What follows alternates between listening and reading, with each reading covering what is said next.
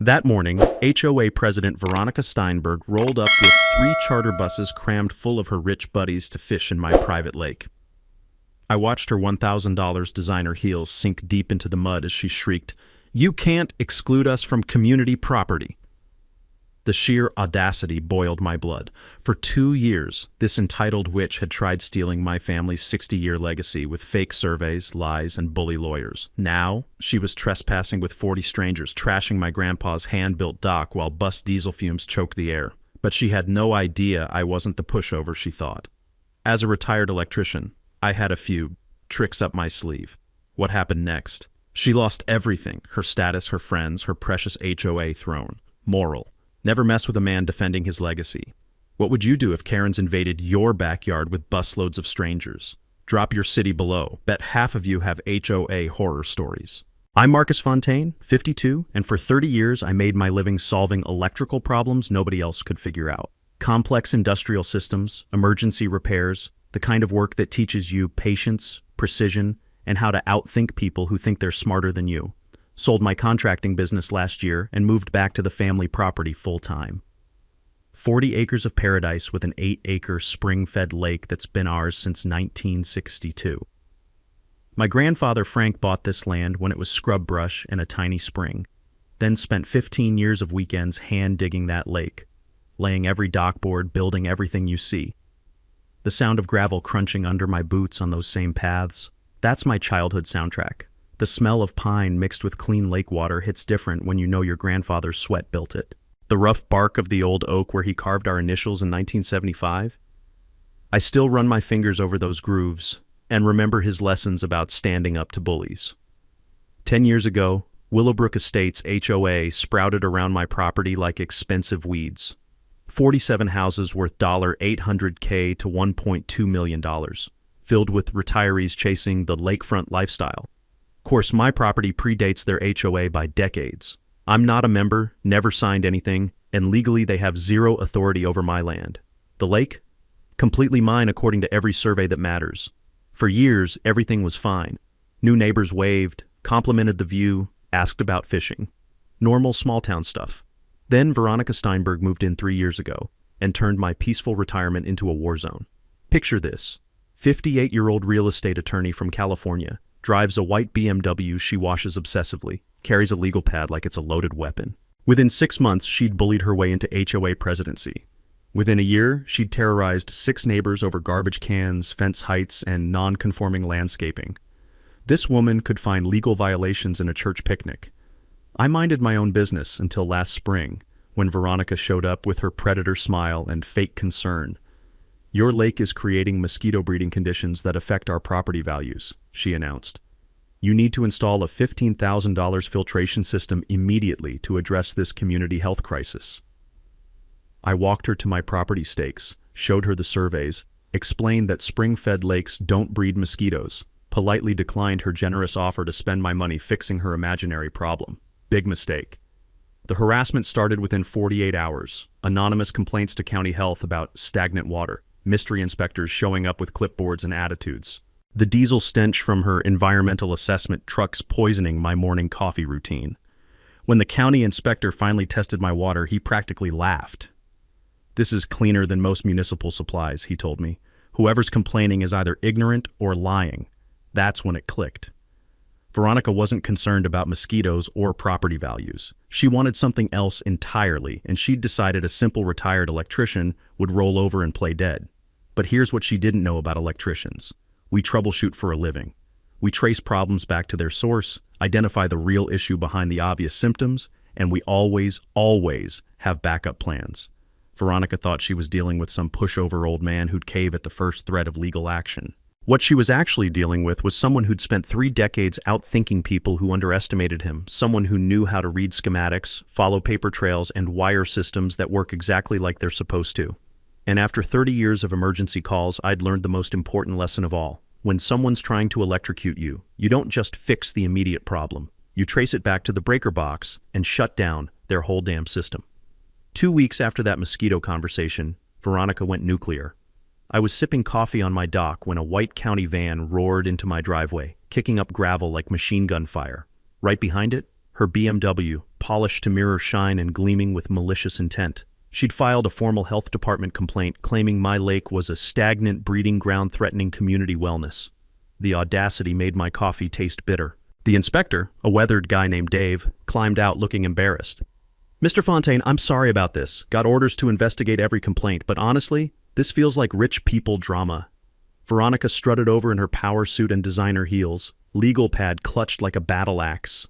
Her perfume, something expensive and aggressive, couldn't quite mask the scent of desperation underneath.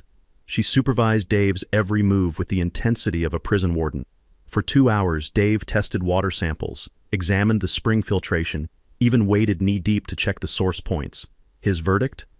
"This is cleaner than most municipal water supplies. Whoever complained this is stagnant doesn't know lakes from bathtubs." Veronica's face went redder than a stop sign. "That's impossible! I demand a second opinion!" Dave packed his equipment with deliberate slowness.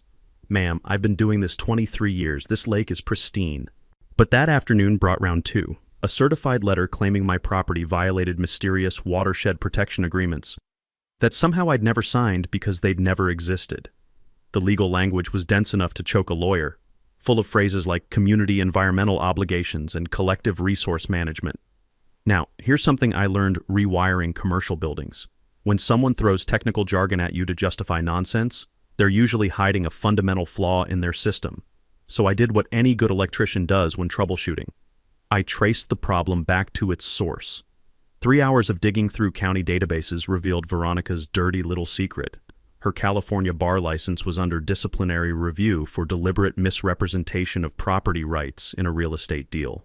This woman had a history of bending legal facts to fit her financial needs. Time for my counterattack. First, I installed professional security cameras, the kind with night vision and motion sensors that back up to cloud storage.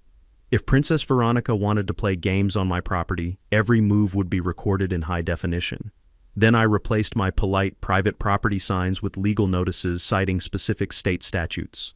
Trespassing penalties, $5,000, fine plus damages. False complaint penalties, $50,000, maximum plus attorney fees. I remembered from a commercial job years back that sometimes the best deterrent is showing people exactly what their stupidity will cost them. The fresh laminate smell reminded me of printing electrical diagrams, precise, detailed, and designed to prevent dangerous mistakes.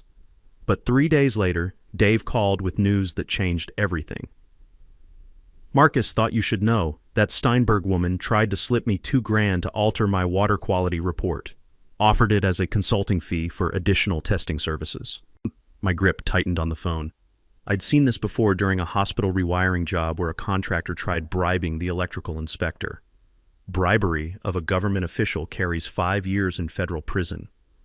Veronica had just escalated from obnoxious neighbor to federal felon. "Please tell me you reported it." "Damn right I did. Internal Affairs wants a formal statement, and they're building a case. But Marcus, watch your back. Someone willing to bribe officials won't stop there." That evening, I sat on my dock watching sunset paint the water gold and crimson. The gentle sound of waves lapping against Grandpa's hand-built shore usually calmed my mind, but tonight it sounded like a timer counting down to something bigger. This wasn't about mosquitoes or environmental concerns. Veronica wanted something specific, and she'd crossed into criminal territory to get it. Time for some detective work. I pulled property records, tax assessments, recent sales data. What I discovered made my electrical instincts buzz like touching a live wire. Every home within a mile had jumped 40% in value over 3 years, with realtors specifically advertising spring-fed lake proximity and exclusive fishing access. But here's where it got interesting. Veronica's financial records showed a woman drowning in debt. Second mortgage, maxed home equity line, leveraged at 95% of her property value. She wasn't fighting me over principles.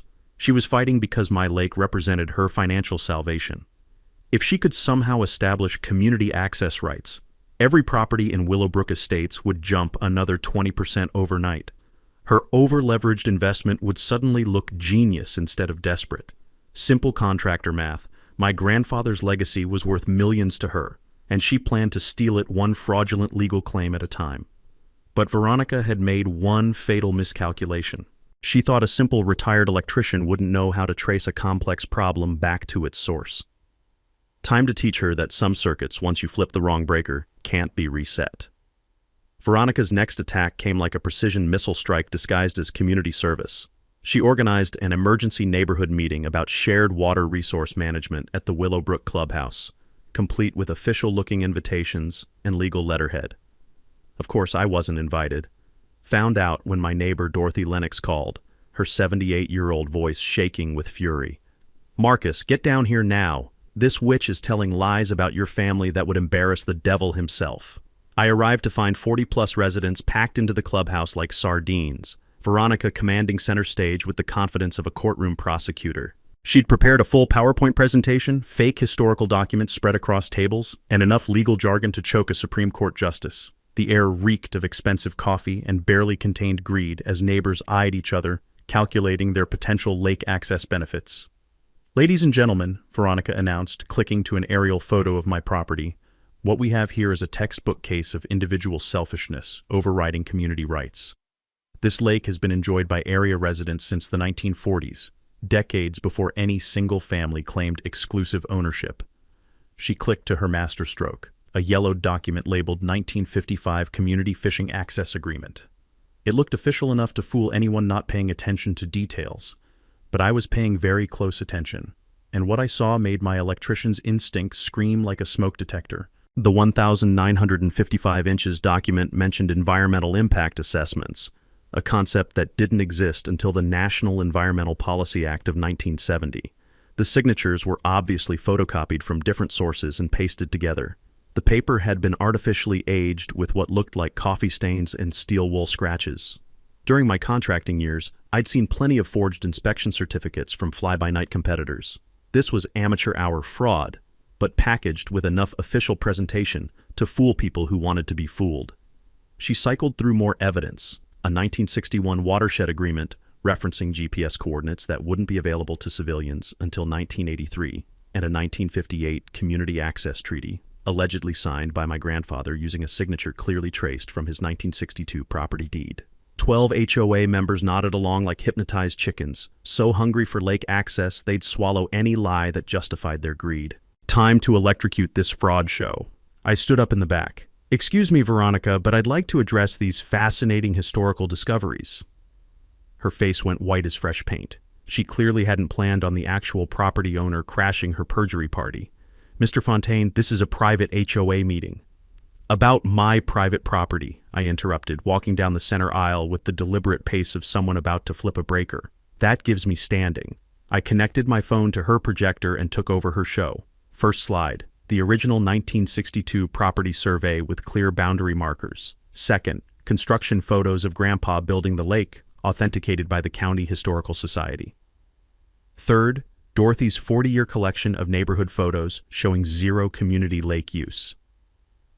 "Now let's examine Veronica's evidence," I said, my voice carrying the authority of someone who'd called out fraudulent work for 30 years. "This 1955 document mentions environmental impact studies, except that term wasn't coined until 1969. This 1961 agreement cites GPS coordinates, but civilian GPS didn't exist until 1983. And this signature from my grandfather? It's obviously traced from his 1962 deed, which anyone can verify at the courthouse." The silence was so complete you could hear people's dreams of lakefront fishing dying. Dorothy stood with the dignity of 8 decades. "I moved here in 1963, 1 year after Frank Fontaine finished that lake. In 40 years, I never saw a single person use it besides the Fontaine family. These historical access rights are pure fantasy." 8 residents immediately switched sides, suddenly remembering they'd always believed in property rights.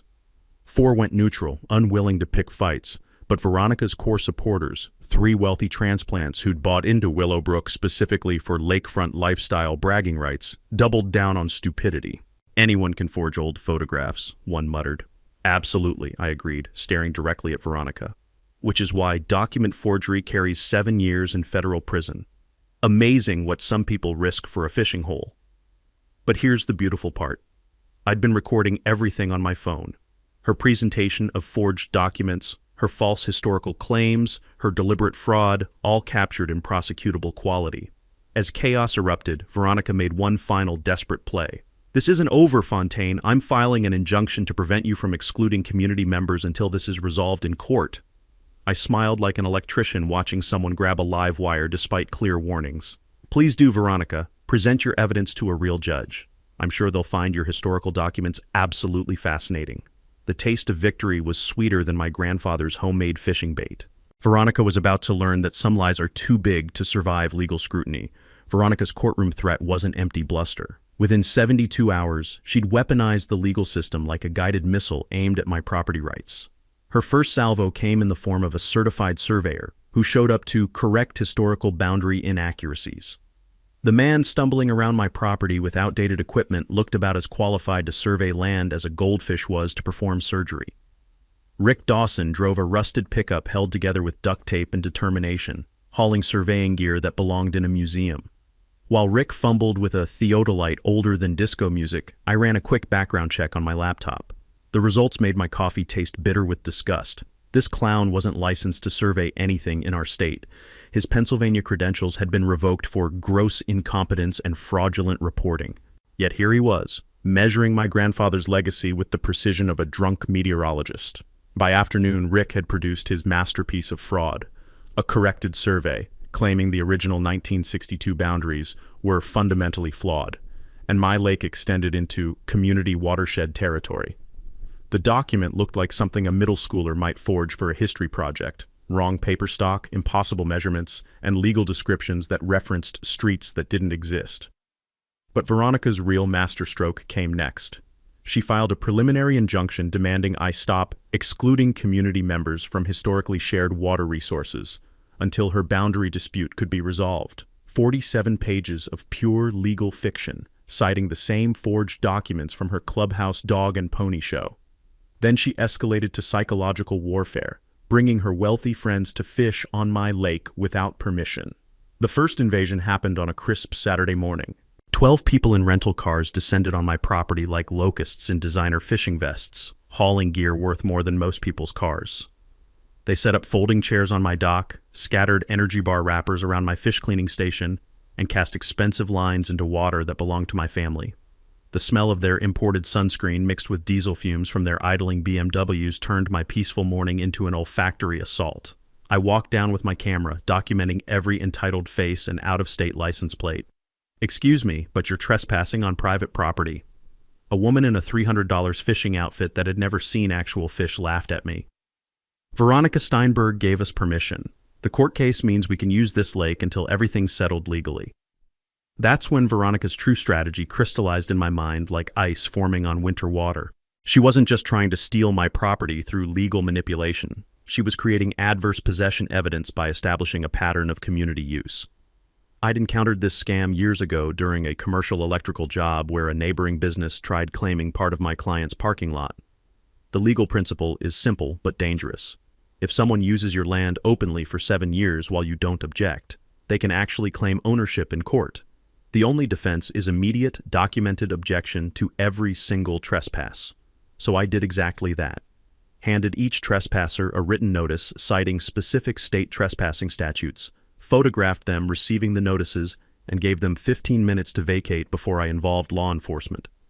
They left muttering about crazy hermits and legal rights, but the precedent was set. Over the next 2 weeks, 3 more groups arrived with identical stories. Veronica had convinced them that pending litigation somehow granted temporary access to my property.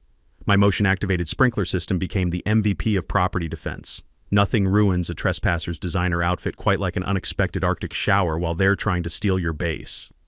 The sound of Veronica shrieking when she got drenched during one of her boundary inspections was sweeter than church bells on Sunday morning. But my real counterpunch came in the form of Jennifer Walsh, a licensed surveyor with 20 years of experience and a reputation for forensic precision. Her analysis of Rick's fraudulent survey read like a comedy routine written by a physics professor.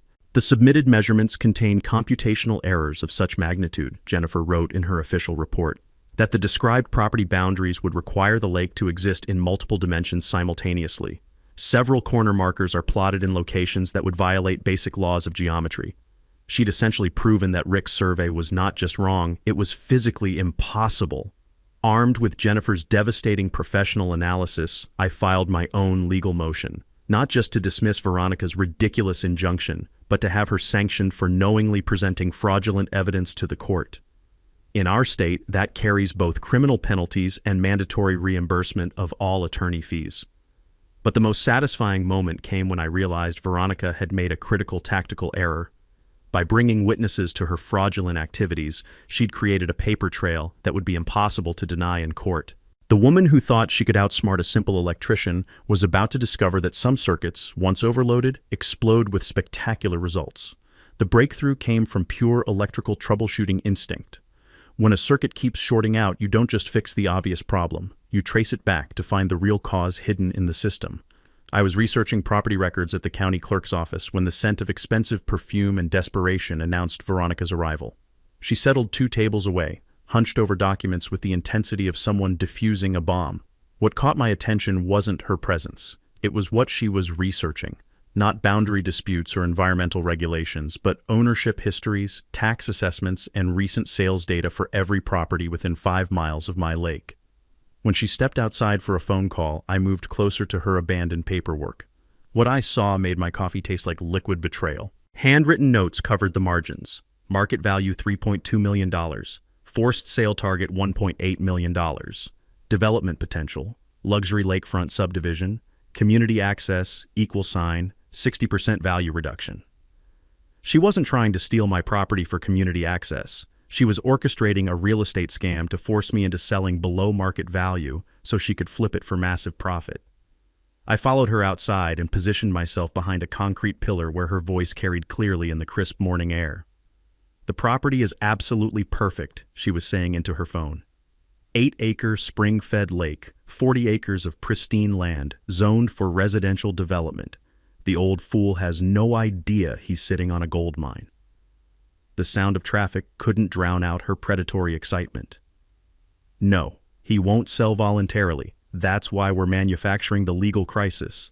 Once I establish community access rights through litigation, his property value crashes by 60%. He'll sell just to escape the harassment and legal bills." My grip tightened on the pillar's rough concrete surface as she continued. "I've got 3 developers bidding against each other.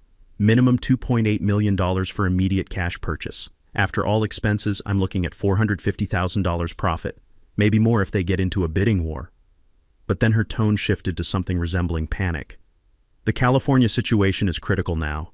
The state tax board filed liens totaling $387,000, and they're threatening criminal prosecution for tax evasion. If I don't generate major cash flow within 60 days, they'll seize all my assets and freeze my accounts." Tax evasion, asset seizure. This woman wasn't operating from greed. She was drowning in financial quicksand and trying to use my family's legacy as her life preserver. Plus, the bar disciplinary board is scheduling hearings on the Newport Beach fiasco. If they revoke my license, I'm finished. This lake property flip is my only chance to get ahead of the legal bills. I walked back inside with crystal clarity about the real game being played. Veronica wasn't a powerful attorney bullying a helpless retiree. She was a desperate criminal using legal harassment to steal my property and save her collapsing career. That evening, I channeled 3 decades of electrical detective work into tracing Veronica's financial circuitry. Public records, court documents, licensing boards, bankruptcy databases. I followed every digital trail like hunting down a short in a complex industrial system. The truth was uglier than corroded wiring. California tax liens, $387,000. Credit card judgments, $156,000. Unpaid legal settlements, $89,000. Her law practice was circling the drain after multiple ethics violations and client complaints. But the smoking gun was a sealed settlement from 2019 where she'd paid $95,000 to avoid criminal prosecution for targeting elderly property owners through systematic harassment designed to force below-market property sales. I wasn't Veronica's first victim. I was her latest mark in a pattern of predatory behavior spanning multiple states. The woman who thought she was hunting a naive old man had just walked into the crosshairs of someone who knew how to trace problems back to their source and permanently disconnect the power. Game over, Veronica. Time to wire up the perfect trap. After 30 years of managing complex electrical projects, I knew the secret to bringing down sophisticated scammers. Assemble the right team, use the right tools, and let your opponent's desperation do most of the work. My first call went to Dorothy Lennox, my 78-year-old neighbor who'd become my unofficial war counsel. Dorothy possessed the most dangerous weapon in any community conflict, a memory like a steel trap backed by 40 years of obsessive documentation. "Marcus, I've been praying for this conversation," she said when I explained Veronica's real estate scam. The relief in her voice was palpable. "That woman reminds me of the con artists who tried stealing Depression-era farmland through legal trickery. I've got photographs, property records, and neighborhood newsletters going back to 1963. Not once did anyone claim community lake access because it never existed." Dorothy's grandson Tommy became my eyes and ears in the digital age. 19 years old, FAA-certified drone pilot, and capable of producing courtroom-quality video that would make prosecutors weep with joy. Better yet, he understood how to weaponize social media for maximum legal impact. My third recruit was Jake Morrison, investigative journalist for the county paper who specialized in exposing government corruption. Jake had that hungry shark smile reporters get when they smell a career-making story. And Veronica's pattern of targeting elderly property owners was exactly the kind of expose that wins Pulitzer consideration. "I've been tracking similar complaints across 4 counties," Jake explained during our first strategy meeting. The excitement in his voice was infectious. "This isn't just your property, it's part of a systematic fraud operation. If we document the pattern, this becomes a federal story." Finally, I contacted Sarah Blackwood, a property rights attorney who specialized in taking down sophisticated real estate scammers. Sarah had spent 15 years protecting regular people from legal predators, and she possessed that rare combination of courtroom brilliance and street fighter instincts. "What your neighbor's doing has a name," Sarah said, spreading legal documents across my kitchen table like a general planning invasion. "It's called equity stripping, systematically harassing property owners to force below-market sales. When it crosses state lines or involves multiple victims, it becomes federal racketeering. We're talking 20 years in prison, plus forfeiture of all assets." I'd learned about racketeering laws during a commercial job where contractors were running insurance scams. The beauty of RICO charges is that each separate crime, bribery, fraud, extortion, becomes part of a larger conspiracy with devastating penalties. One successful prosecution can destroy an entire criminal operation. Our evidence-gathering strategy was methodical as installing a new electrical panel. Tommy's professional drone surveillance would document every trespass with GPS coordinates and timestamps. My upgraded security system would capture facial recognition footage that could identify co-conspirators. Jake would research Veronica's previous victims and establish the interstate pattern required for federal charges. But my masterstroke was psychological warfare disguised as community outreach. I decided to host a Veterans Memorial fishing tournament honoring my grandfather's military service. The event would feature cash prizes, expensive equipment giveaways, and enough publicity to draw every fishing enthusiast within 50 miles. Most importantly, it would coincide perfectly with the HOA annual meeting. The tournament was pure bait for Veronica's desperation. Faced with hundreds of people enjoying her lake while she sat in a boring HOA meeting, she'd be unable to resist bringing her wealthy friends to establish community access rights through mass trespassing. Sarah helped craft legal notices that would be posted throughout the property in letters large enough to read from space. Anyone who trespassed after seeing those warnings would be committing knowing felony violations, the difference between getting a ticket and going to prison. Jake coordinated with 3 local TV stations for a human interest story about veterans, community values, and property rights. They'd be filming general neighborhood footage during tournament weekend, which meant Veronica's crimes would be broadcast live to 200,000 viewers. The financial calculations were equally satisfying. Property owners can recover triple damages for malicious harassment in our state. Veronica's actions had cost me $200,000 in legal fees, security expenses, and reduced property values. Under civil racketeering statutes, that became $600,000 in recoverable damages, plus attorney fees and punitive damages that could reach 7 figures. But the most elegant part of this trap was psychological. I'd learned from decades of electrical troubleshooting that the best way to expose a dangerous system is to stress test it under controlled conditions until it fails spectacularly. Veronica believed she was systematically breaking down a helpless retiree who would eventually surrender his family legacy to escape harassment. What she was actually doing was providing documented evidence of federal crimes to someone who understood exactly how to use that evidence against her. The morning air already carried the sweet scent of approaching justice. mixed with pine and clean lake water that would soon be peaceful again. All I had to do was set the stage and let Veronica's desperation write her own confession. Some electrical fires, once they start, consume everything in their path. Veronica's desperation hit critical mass the weekend of my Veterans Memorial fishing tournament, but what happened next proved she'd completely lost her grip on reality and gave me the smoking gun I needed to destroy her. Saturday morning started perfect. The smell of bacon and coffee drifted from my registration tent as legitimate participants arrived, local veterans, their families, and fishing enthusiasts drawn by Jake's newspaper coverage. By 7 a.m., I had 30 respectful visitors enjoying my grandfather's lake exactly as it was meant to be enjoyed. Then Veronica's invasion force arrived like D-Day in reverse.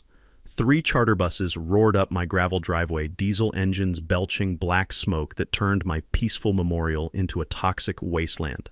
Behind them came a convoy of luxury SUVs and BMWs that looked like a country club evacuation. Veronica emerged from her BMW in designer outdoor gear that screamed, "I paid $800 for this fishing costume." She directed 50-plus people toward my lake with military precision, shouting instructions like a general deploying troops for conquest. "Marcus, darling," she called with poisonous sweetness. "What a wonderful community celebration. We're thrilled to participate in this shared neighborhood tradition." The sheer audacity made my vision blur red. These weren't veterans. They were her wealthy real estate contacts, potential buyers, and investment partners dressed in fishing gear they'd obviously purchased that morning. I approached with my camera and clipboard, documenting every entitled face. "Veronica, this is a private memorial event. You and your people are committing felony trespass on posted private property." She waved a manila folder like it contained the Constitution itself. "Actually, we have legal documentation establishing provisional community access during ongoing boundary litigation. My attorney confirms our rights to participate in neighborhood lake activities." Complete legal fiction, but delivered with courtroom confidence. Her invasion force scattered across my property like designer locusts. They dragged furniture onto my dock, set up elaborate picnic spreads on my lawn, and started casting lines into water sanctified by my grandfather's memory. The sound of clinking champagne glasses and entitled laughter turned my family memorial into their cocktail party. But here's what made me smile despite the rage. Every criminal act was being documented in federal court-quality detail. Tommy's drone captured aerial footage with GPS coordinates showing exact property line violations. My hidden cameras recorded facial recognition data on every trespasser. Jake's media contacts filmed community interest footage that would become Exhibit A in my federal lawsuit. The real escalation came when Veronica started conducting guided tours for potential buyers, pointing out development opportunities and premium waterfront access, like she was their licensed real estate agent. That's when I sprung my counter trap. I'd invited Detective Ray Kowalski, a friend from my commercial electrical days, to attend the memorial as my personal guest. Ray happened to be investigating real estate fraud for the county prosecutor's office, and what he witnessed made his day considerably more interesting. "Ma'am," Ray announced, flashing his badge as Veronica concluded her illegal sales pitch. "I'm Detective Kowalski with the County Fraud Unit. I need to speak with you about this property transaction you're discussing." Veronica's face went white as fresh paint. This is just a community gathering." "That's interesting," Ray continued, "because I just recorded you offering to sell property you don't own to people you're encouraging to trespass on private land. In my experience, that's called real estate fraud. The beautiful part? Veronica couldn't run without abandoning her 50 co-conspirators, and she couldn't stay without admitting to federal crimes on camera. But her desperation drove her to make an even bigger mistake. "Detective, you don't understand," she stammered. "I'm representing the community's legal interests in this boundary dispute. These people have legitimate access rights that—" "Are you a licensed real estate agent in this state?" Ray interrupted. "Well, no, but I'm an attorney and—" "Are you representing these people as their attorney in this matter?" "Not exactly, but the community has collective—" "So you're conducting unlicensed real estate activities on property you don't own, with people who aren't your clients, involving land you have no legal right to access?" The silence was so complete you could hear Veronica's career dying. But she wasn't done digging her grave. In a moment of pure panic, she made the confession that would seal her fate. "Look, Detective, this man is trying to prevent legitimate development that would benefit the entire community. His selfish refusal to sell is costing everyone millions in property values." There it was, recorded in high-definition video with multiple witnesses. Veronica admitting her entire harassment campaign was designed to force me to sell my property against my will. Ray smiled like Christmas morning. Ma'am, I think you need to contact your attorney, and everyone else here needs to leave immediately before you're all arrested for conspiracy to commit real estate fraud. The retreat was spectacular. 50 entitled trespassers fled my property like vampires at sunrise, leaving Veronica standing alone with the ruins of her criminal enterprise scattered around her designer boots. The smell of diesel exhaust and legal consequences filled the air as her convoy disappeared. Veronica had just confessed to organized real estate fraud in front of a detective, multiple cameras, and enough witnesses to fill a courtroom. Some electrical circuits, when they finally overload, explode with enough force to be seen from space. After her public confession to Detective Kowalski, most criminals would disappear into the night. But Veronica Steinberg wasn't most criminals. She was a cornered predator willing to destroy everything in her path to escape the consequences of her own actions. Her final assault began Monday morning with character assassination so vicious it made her previous harassment look like playground teasing. Anonymous flyers appeared on every doorstep in Willowbrook Estates, professionally printed on expensive cardstock with the kind of design polish that screamed serious money behind the operation. They painted me as an unstable veteran with documented PTSD episodes, who was stockpiling weapons and making violent threats against community members. The lies cut deeper than any physical attack. I'd served my country honorably, built a successful business through honest work, and never raised my voice to a neighbor in 30 years.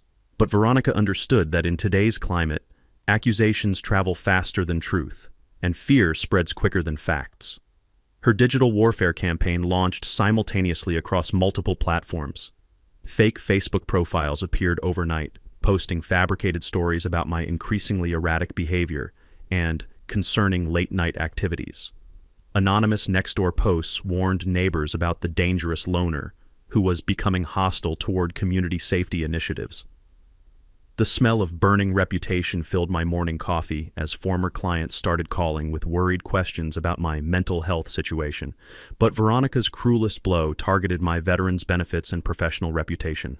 She filed false reports with the Department of Veterans Affairs claiming I was mentally unstable and potentially violent, demanding immediate suspension of my disability compensation pending psychiatric evaluation. She contacted my former electrical contracting clients, spreading rumors that I'd been displaying concerning behavior that might pose safety risks to their facilities. Watching decades of professional relationships crumble under deliberate lies felt like having my life's work electrocuted by someone who'd never earned an honest dollar. Yet while Veronica was busy destroying my reputation, I was quietly building the case that would destroy her freedom. My silent preparation had been methodical as installing a complex electrical system. Every piece of evidence was cataloged, every witness statement documented, every federal crime cross-referenced with applicable statutes. Sarah had been working 18-hour days preparing what she called the most airtight RICO case I've ever seen. But the most beautiful part of my preparation was a trap Veronica walked into with her eyes wide open.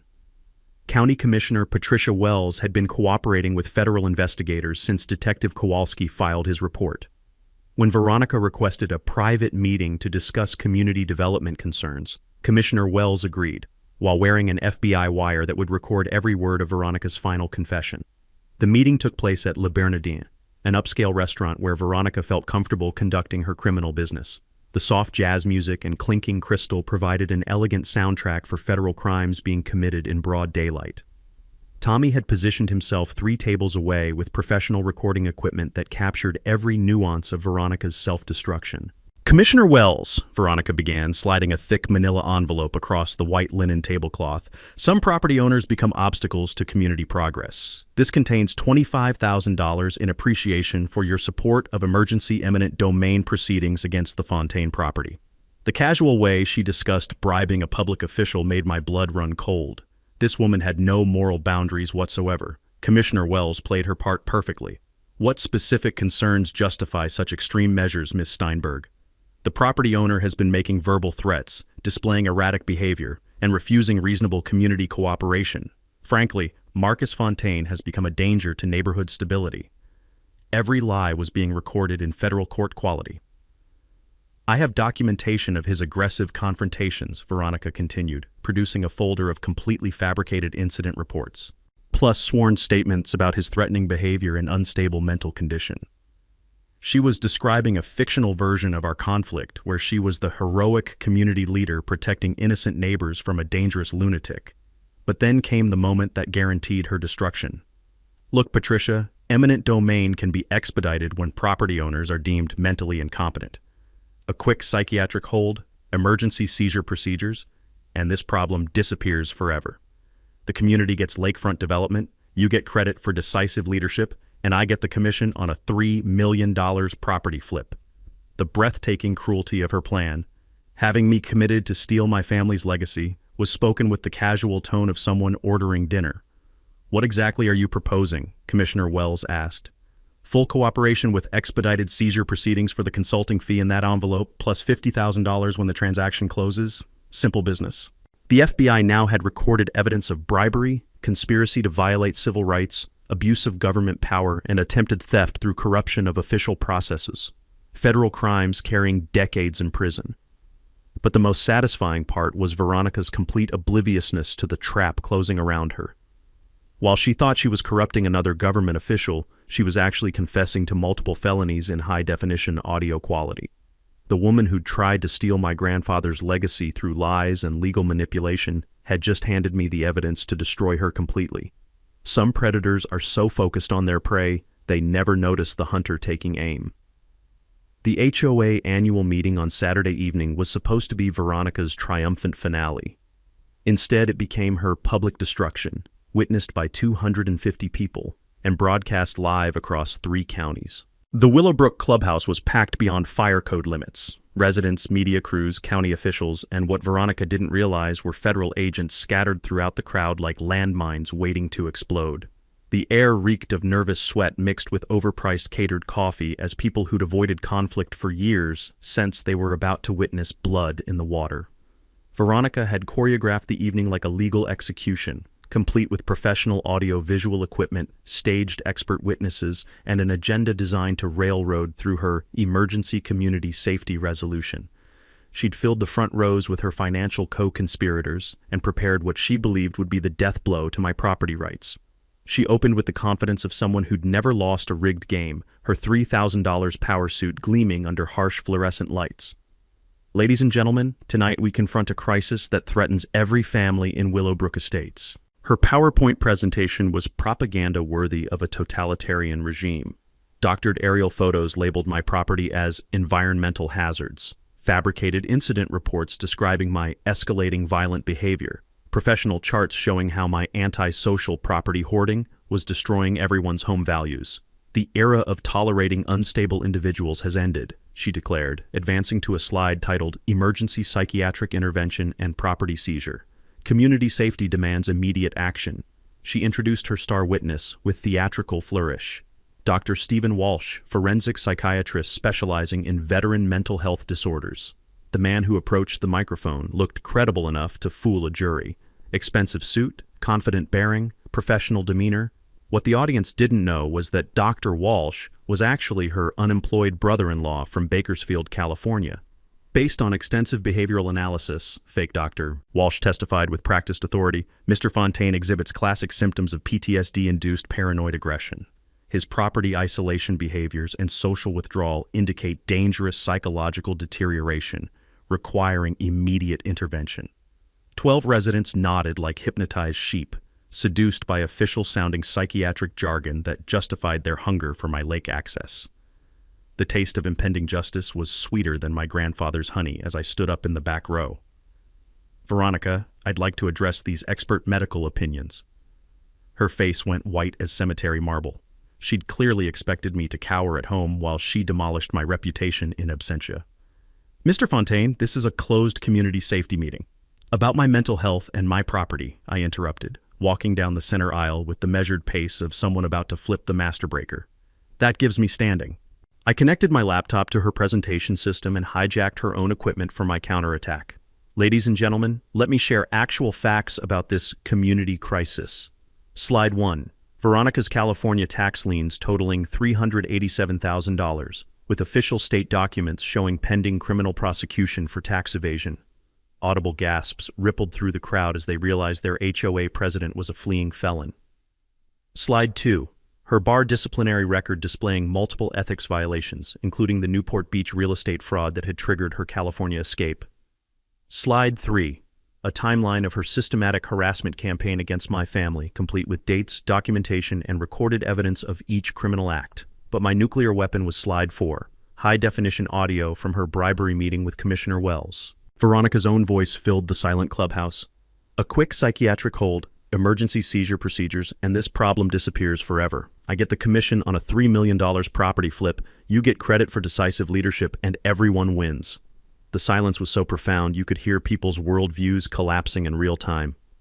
That, neighbors, is your trusted HOA president discussing how to have me falsely committed to steal my grandfather's legacy for personal profit.